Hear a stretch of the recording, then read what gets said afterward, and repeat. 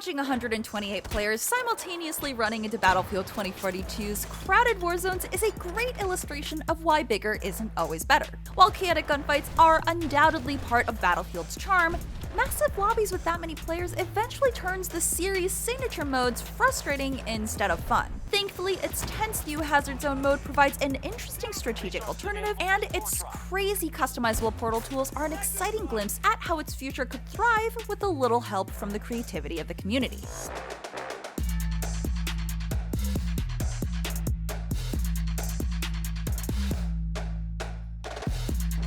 After playing Battlefield 2042 on live servers this past week, I'm not entirely impressed. The return to a near-future setting does bring back some of the playground feeling that was lost with Battlefield 1 and 5, but it also does away with even the meager campaign stories Battlefield 5 had. There are no single-player options whatsoever. What it does have is the infantry and vehicular shootouts across huge, beautiful maps that Battlefield is generally known for, as well as a few fresh ideas of its own. But not all of the innovations it introduces are for the better. One thing I'm not a big fan of is the Freeform class system. There's a roster of 10 playable specialists, but those just represent one skill, like Maria Falk's healing syringe pistol or Webster McKay's grappling hook. Anyone can fill the traditional support role by just equipping a medical kit, and anybody can be an engineer by just grabbing a repair tool. That makes selecting a class feel less restrictive, but it struck me as odd since there also isn't really any reason for a team to diversify their classes anymore. Everyone is a jack of all trades, which disappointingly reduces the need for coordinated squad building.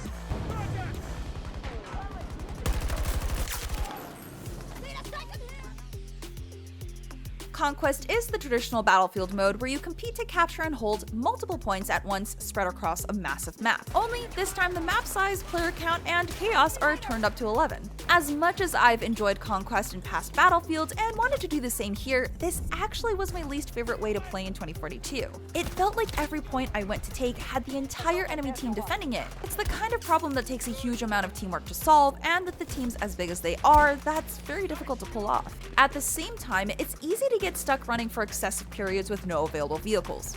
It's honestly a bit amusing to see an entire army of around 20 people pitter-pattering to the nearest point that feels like an eternity away, but probably not in the way it's intended. The returning breakthrough mode focuses the action a little bit better by putting each team on either attack or defense, with the defending team falling back every time a point falls. Again, it's hard to execute any real kind of strategy this time around since your team is so big and there's no clear leader, but when all of the action is focused on a single target, it can still be a lot of fun to run through the middle of it. However, in my matches so far, I've definitely noticed a problem with the balance favoring attackers. Because defenders can only spawn in one zone, they can easily be surrounded. I've already seen way too many times where my teammates and I get obliterated by a tank immediately after coming back onto the map.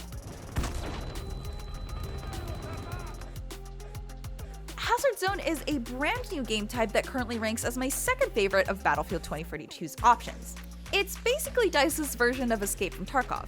24 or 32 players group up in teams of 4 to scour the map, taking out both small swarms of AI soldiers and each other as they go before extracting. And while the first opportunity to extract is towards the beginning of the match, the second has every team fighting over a single escape vehicle. Throughout each match, you'll loot data points, but you'll also loot uplinks that allow you to call in robo-dogs, a LATV-4 recon vehicle, and a super handy team redeploy that allows you to bring back any dead teammates all at once. If you didn't bring these in your loadout, uplinks can still be lifesavers that create heroic moments. Your options in Hazard Zone start out basic, but play a few matches and maybe even successfully extract once or twice, and you'll earn enough credits to buy some sweet items for your next drop. The clever part about this is that stakes keep rising higher as you go thanks to extraction streaks, where if you manage to extract 2 or more times in a row, you'll unlock an extra tactical equipment slot for the next match. If you lose that streak, however, you revert back to only 1 slot. And having something to lose really ramps up the tension a couple of notches when you're wondering if you can take on that group of soldiers up ahead. The teamwork needed to survive and go from one data point to another is crucial, and since there are only 32 players in a match,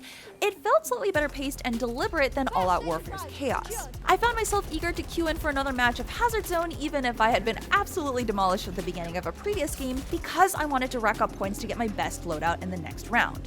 One thing that bugged me in both All-Out Warfare and Hazard Zone was that time to kill felt incredibly inconsistent. I don't know if it's a bug or what, but no matter what weapon types and attachments I use, it feels like I often have to hit an enemy with a few more bullets than I should need to take them down. Unlike Apex Legends or Call of Duty Warzone, where you can take on 3 enemies at once and potentially pull off an exciting outplay, being surrounded by even 2 enemies always feels like a death sentence in Battlefield 2042.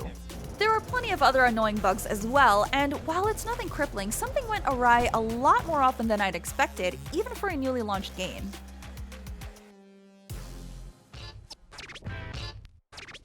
The real treasure of Battlefield 2042 is Portal. More of a massive playground than a set mode, it lets anybody create their own game rules, packing loads of this series' long history into one great developer toolset. It includes maps, weapons, classes, and equipment from the original Battlefield 1942, Battlefield Bad Company 2, and Battlefield 3, plus, of course, 2042.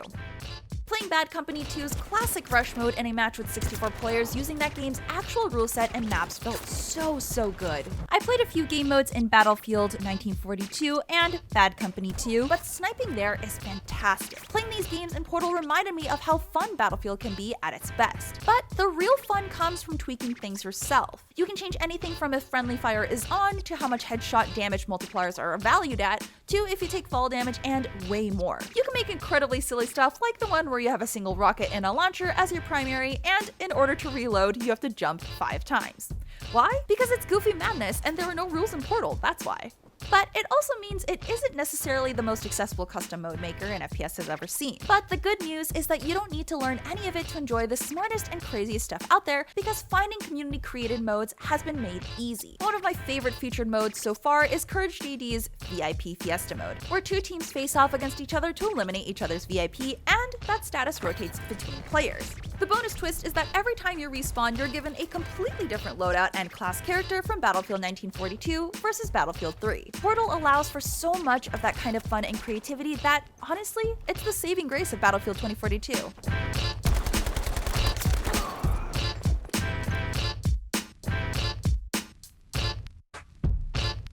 Battlefield 2042 tries to do a lot, but only some of its experiments are worth celebrating. The 128-player matches of its all-out warfare modes definitely feels like too much for their own good a lot of the time, but its more strategic new Hazard Zone mode is incredibly fun. But the fact that the most fun I had with 2042 was playing recreations of its previous games in Portal is a pretty good indication of how ideas, like its new specialist system, have missed the mark. For a game claiming to be the future of Battlefield, 2042's impressive Portal options make it clear that it doesn't stack up to the past. Instead, it's those same customization tools that could come to define it in time.